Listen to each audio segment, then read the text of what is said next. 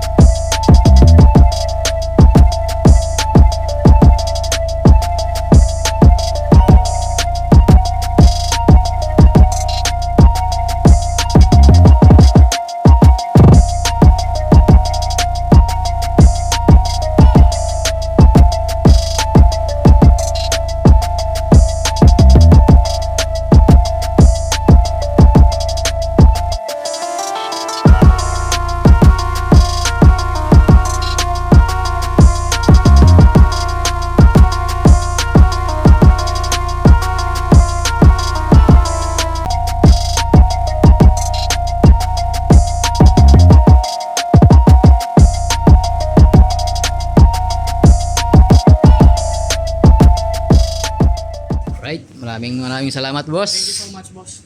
Sobrang sulit, sobrang ganda. Nice. So, okay Motorstar, highly suggested kay Boss Jason. Yun, no? Maraming thank you. So yun, may patip pa si Bossing. Makapal-kapal to, boss. Thank you, thank you. Alis lang yun, boss, pero solid. Yun, no? Satisfied. Thank you. Hindi ko na makilala motor ko, boss. Parang hindi Motorstar eh. Ang inis, oh. Yun, pinagawa ni Bossing sa atin. Full repaint to mga boss. Tapos, side gills. Ito yung side gills. Yan, stock modified. Yan. Kumbaga, dito yung stock. Ito yung binutasan lang natin. Tapos, nilagyan ng parang hasang, no? Tapos, full repaint. Yan mga Bossing. So, ayan. Check natin yung quality na kanya pintura, mga boss. Ganyan lang naman. Yung qualities. So, sa likod. Ayan. Tapos, yung gilid niya. Hanggang ilalim yan, mga Bossing. Yung repaint natin. Yan. Tapos ito yung head, yan. Hindi yan decals mga boss, lining yan. All paint yan ng ano, yung pagka-lining niya. Yan siya. Yung gilid, kabilang side. Yan. Ito yung visor pang R15. Yan, dito lang yung butas natin. Ayan, oh. Dalawa lang. Tapos nakaipit lang yan dito. Yung stock na lock niya. Yan. Smooth na smooth yan. Yun, oh.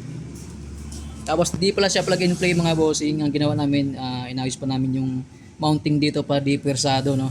Sinabay namin sa hubog ng stock dito sa head para di siya persado na mabibend talaga ng todo yung Tapos dito sikreto malupit yung dito niya. Discarding malupit natin, ayan, para di siya mapuwersa yung head para di mabasag. Ready to ride na to.